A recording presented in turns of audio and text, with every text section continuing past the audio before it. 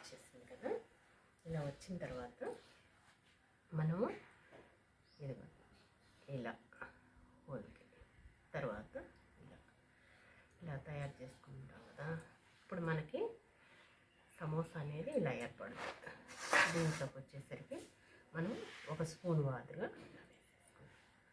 వేసుకున్న తర్వాత దీన్ని ఇలా కవరప్ చేసుకొని నీట్గా చక్కగా మొత్తం హోల్స్ లేకుండా చేసుకున్న తర్వాత ఇప్పుడు ఈ అడుగు భాగం కూడా కొంచెం ఉన్నది కదా, దీనికి కూడా అప్లై చేసుకోండి. ఇదిగోండి ఇలా చక్కగా ఇలా చేసేసుకోండి. ఓకేనా.